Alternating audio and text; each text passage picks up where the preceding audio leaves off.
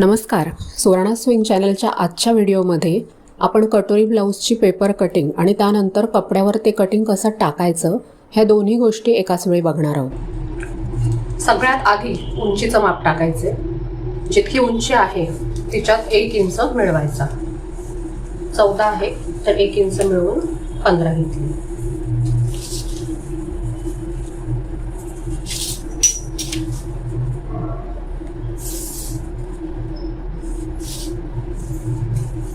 त्यानंतर शोल्डरचं माप घ्यायचं.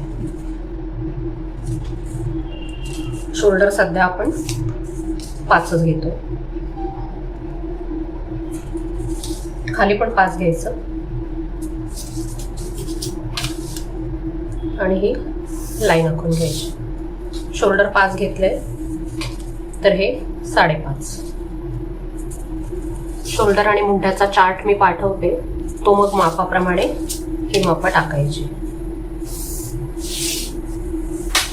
त्याच्यानंतर अप्पर चेस्ट आहे 35चा चौथा भाग झाला 8.25 आणि त्याच्या बाहेर 1.5 इंच मार्जिन. त्यानंतर कंबर आहे 29चा चौथा भाग झाला 7.25. 1 इंच एक्स्ट्रा टक्ससाठी आणि 1.5 इंच मार्जिन.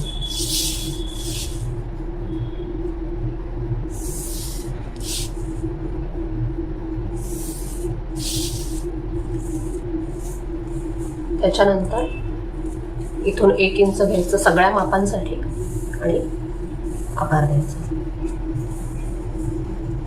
हे जेवढं असतं त्याचा मध्य घ्यायचा आणि 5 ते 5.5 इंच टक्स घ्यायचा. त्याच्या दोन्ही बाजूला अर्धा इंच हे झालं टक्स शिवायचा. त्यानंतर ह्या बाजूला 1.25 इंच वर घ्यायचं आणि हे जोडून द्यायचं. तर ही जी पट्टी आहे ती 3 इंच घ्यायची. गळा जितका आहे 8 असला तर 8.5 घ्यायचा, 9 असला तर 9.5. जितका आहे त्याच्यात अर्धा इंच मिळवायचा. आता आपला 8 आहे तर मी 8.5 घेतली. गळ्याची रुंदी आवडीप्रमाणे 2.5-3. 8ला 3 पेक्षा जास्त ठेवू नका. मोठा असला तर 3.5 पण ठेवतात.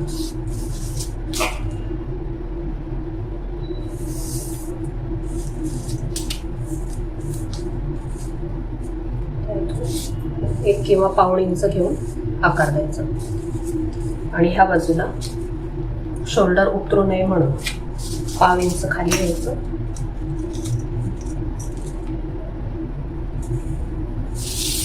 आणि हे जोडून द्यायचं. हे झालं मागच्या भागाचं कटिंग. तर हा आपला मागचा भाग कापलेला आहे. ह्या मागच्या भागाच्या आधारावर आपल्याला पुढचा भाग कापायचा. कटोरी ब्लाऊजच्या पुढच्या भागाच्या कटिंगसाठी सगळ्यात पहिलं आपण ह्या साईडला 1-2 इंचाची लाईन आखून घ्यायची. सगळ्या मापांसाठी हे 2च इंच घ्यायचं. 2-3 ठिकाणी मोजायचं.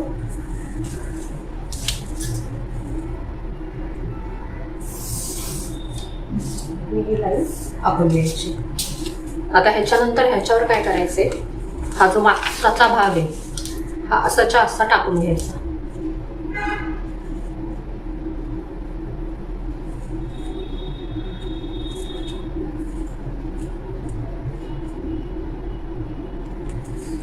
व्यवस्थित हे सध्या पुरता हाच आकार ठेवायचा आहे. नंतर आपण तो खोल करतो. हे आपला गळा रुंदीकडचा उतार. हे सगळं असंच्या असं, फक्त पुढच्या भागाचा गळा नाही टाकायचा. ही शोल्डर पट्टी घेतली आणि उंची घ्यायची.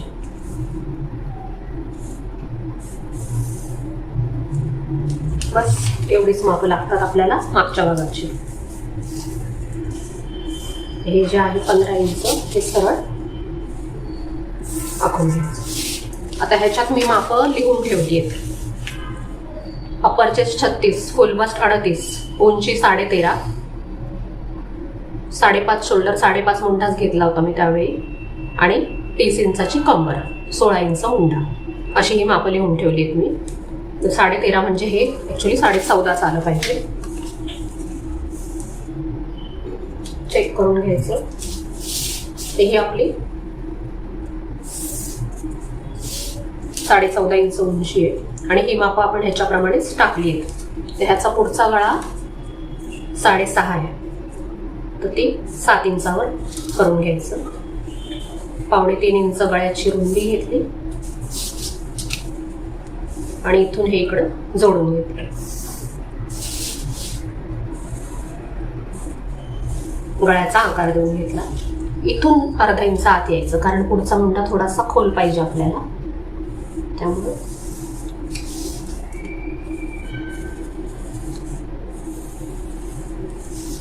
हा आतला आकार देऊन घ्यायचा, बाहेरचा नाही. झालं. आता ह्याच्यानंतर काय माप टाकायचं आपल्याला, ह्या रेषेपासून टाकायचं अप्पर चेस्टचा चौथा भाग. अप्पर चेस्ट 36 आहे, तिचा चौथा भाग झाला 9 आणि त्याच्या बाहेर 1.5 इंच मार्जिन. आणि हे कमरेकडे जेवढं होतं आपलं मागच्या भागाचं तेवढंच्या तेवढंच आपल्याला सरळ घ्यायचं होतं. हे एवढंच आपण माप घेतलेलं होतं. मागचा भाग आहे तसाच आपण आखलाय, फक्त पुढचं गळा वेगळा टाकला आपण आतापर्यंत आणि हा मुंड्याचा आकार खोल केला. आता ह्याच्यानंतर फुल बस्टची लाईन घ्यायची.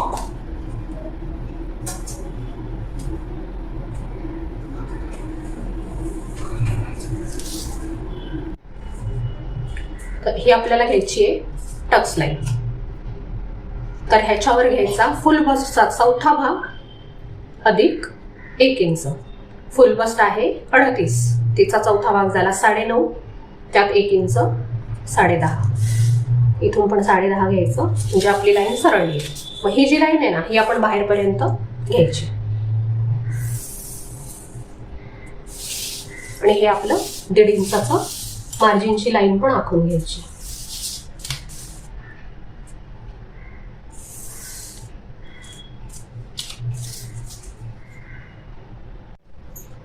ही झाली आपली फुल बस्टची लाईन. त्याच्यानंतर त्याच्या खाली सगळ्या मापांसाठी 2 इंच घ्यायचं. अगदी खूप 42च्या पुढचं माप असलं तर तुम्ही 2.5 घेऊ शकता, पण बाकी सगळ्या मापांना 2 इंच घ्यायचं.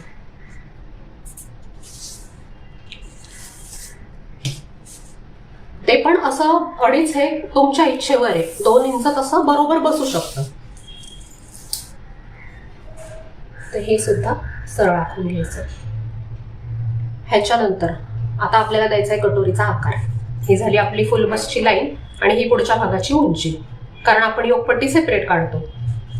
मग त्याच्यासाठी योगपट्टीसाठी हे जे अंतर आहे ना, हे मोजून ठेवायचं. हे आलंय माझं 10.5, 12.5, 12.5, 14.5, 2 इंच. हे अंतर आपलं 2 इंच आलंय. मग हे 2 इंच लक्षात ठेवायचं, कारण ह्याच्या आधारावर आपल्याला योगपट्टी कापायची. सध्या आपल्याला पुढच्या भागाला एवढंच.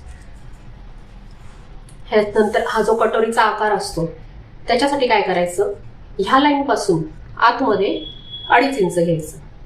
आता हे आपलं 38 फुल बस्ट आहे म्हणून आपण 2.5 घेतो, पण हे मी चार्ट दिलेला आहे ह्याच्यामध्ये बघा, आपण फुल बस्टनुसार हा ए ते बी हे जे अंतर आहे ना, हे आपलं ए ते बी असतं.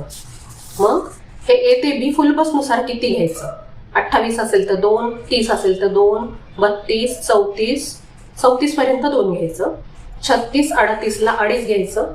40, 42ला 2.25 घ्यायचं आणि तिथून पुढच्या साइजेसला 3 इंच घ्यायचं. हे फक्त ए ते बी माप.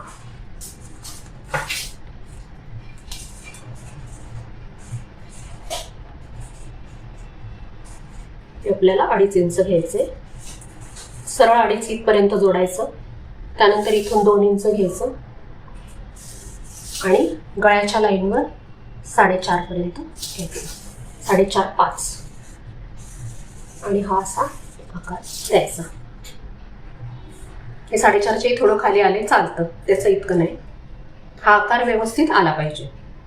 हा झाला आपला कटोरीचा आकार. ह्याच्यानंतर आपल्याला इथं कटोरी वाढवायची. वाढवण्यासाठी काय करायचं, इथून ते ह्याच्यावर आपण सगळ्या मापांसाठी किती घेतो, फुलबसचा चौथा अधिक 1 इंच लुजिंग. तर इथून फुलबसचा चौथा 9.5, 1 इंच लुजिंग 10.5. आणि इथं हे खाली सरळ जोडून द्यायचं आणि इथून ह्याला जोडायचं.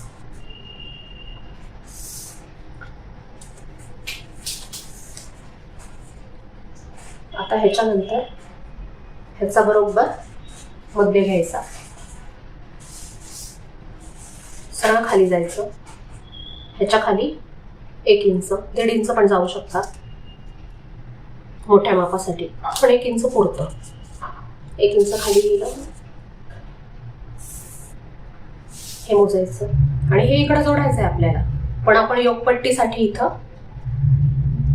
अर्धा इंच वर घ्यायचं आणि हे हा आता जरासा गोल आकार द्यायचा. हा सुद्धा गोल देऊ शकतो. हा आकार योगपट्टीसाठी आपण हे अर्धा इंच वर घेतलं. आता ह्यानंतर आपल्याला टक्स किती शिवायचा, तर त्याच्यासाठी परत आपल्याला इथून मोजायचे. हे मार्जिन सोडून ही जी लाईन आहे ह्याच्यावर कमरेचा चौथा भाग मोजायचा. कंबर 32 आहे, तिचा चौथा भागाला 8, सॉरी कंबर 30 आहे, कंबर 30 आहे तर तिचा चौथा भागाला 7.5. मग हे शिल्लक जेवढं राहील 3.5 इंच राहते, तर ह्या 3.5 इंचाचा सरळ अर्ध करायचं, ते येतं 2.25. मग ह्या बाजूला 2.25 टाकायचं आणि ह्या बाजूला 2.25.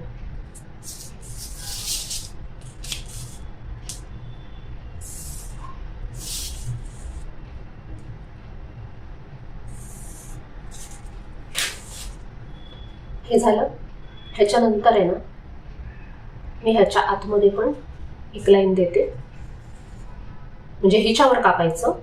मग शिवून बरोबर आपला एवढा अर्धा इंचापेक्षा थोडं कमी मार्जिन घेऊन शिवला की हा टक्स आपला एवढा बरोबर शिवला जातो. टक्सला मी इथंच मार्जिन घेतलं. झाला पुढचा भागाची कटिंग तयार. आता ह्यानंतर ह्याच्यातच मी लगेच योगपट्टी दाखवते. इथून खाली आपल्याला योगपट्टी टाकायची. ही एक लाईन मी आखून घेतली. आपलं हे अंतर किती आलं होतं त्याच्यावर योगपट्टी येणार. हे अंतर राहिले 2 इंच. आता इथं समजा उंची जास्त असती, 13.5 आहे, त्याच्याऐवजी 14 असती, तर हे अंतर आपलं अजून अर्धा इंच जास्त आलं असतं. पण आता आपलं किती आलंय तेवढं आपण मोजले 2.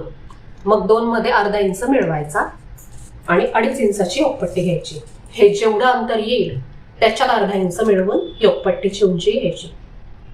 हे 2.5 घेतलं, इकडं पण 2.5 घेतलं आणि लाईन आखून घेतली. त्याच्यानंतर ह्या योगपट्टीची रुंदी किती घ्यायची, तर कमरेचा चौथा भाग. कंबर जर आपली 32 असती तर तिचा चौथा भाग आपण 8 घेतला असता, पण कंबर आता 30 आहे. 30चा चौथा भाग 7.5 आणि त्याच्यात 2 इंच मिळवायचं. 8.5, 9.5 उंची घेतली आपण हा भाग प्लस अर्धा इंच आणि रुंदी घेतली कमरेचा चौथा अधिक 2 इंच. आणि आपण इथं अर्धा इंच वर घेतलं होतं त्याच्यासाठी इकडं पण अर्धा इंच योगपट्टीमध्ये वर घ्यायचं आणि ते साधारण ह्या मध्यापासून जोडून द्यायचं. आधी मी योगपट्टीच कापते म्हणजे कन्फ्युजन होतं. बरोबर इथून आपण योगपट्टीचं माप टाकलं होतं.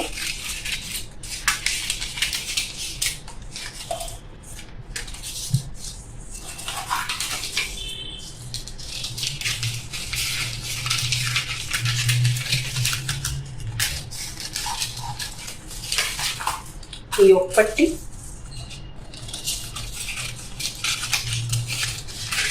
अजून एक गोष्ट, जसं आपण मागच्या भागाला वरती 1.25 इंच घेतो तसं इथं पण 1.25 इंच घ्यायचंय वरती.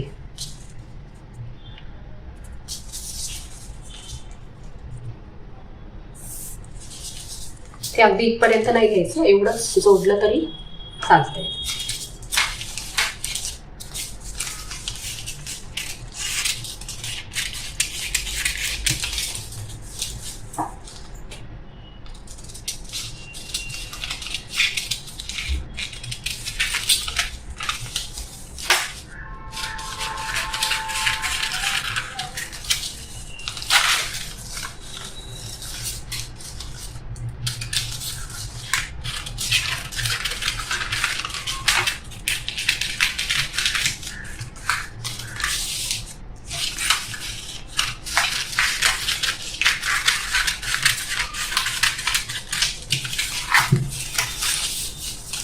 हा टक्स सुद्धा मी कापून टाकते, म्हणजे मग शिवताना किती शिवला किती नाही त्याचा विचार होतो.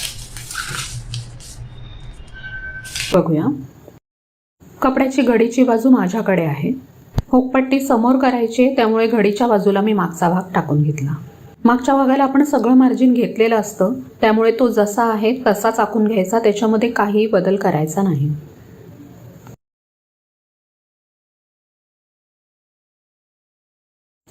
ह्याच्या बाजूला आपण कटोरीच्या बाजूचा जो भाग असतो तो टाकून घ्यायचा आहे. व्यवस्थित ज्या पद्धतीने कपड्याची बचत होईल अशा पद्धतीने हा भाग टाकून घ्यायचा. हा भाग सुद्धा आहे तसाच आखायचा आहे, फक्त इथे कटोरी आपण जोडतो त्या बाजूला अर्धा इंच त्याला मार्जिन द्यायचं. यानंतर कटोरीचं पेपर कटिंग टाकताना नेहमी तिरक्या कपड्यामध्ये टाकायचं. इथं सुद्धा आपण बाजूचा भाग जोडतो त्या बाजूला आणि हुक आयपट्टीसाठी अशा दोन बाजूला आपल्याला अर्धा इंच मार्जिन सोडायचे आणि बाकीचा भाग आहे तसाच आखून घ्यायचा.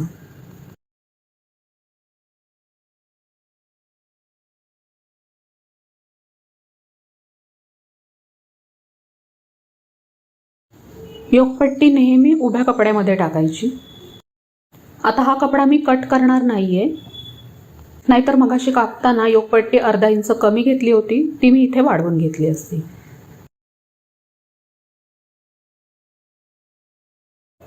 यानंतर इथे खालच्या बाजूला बाहीचं पेपर कटिंग टाकून घ्यायचं.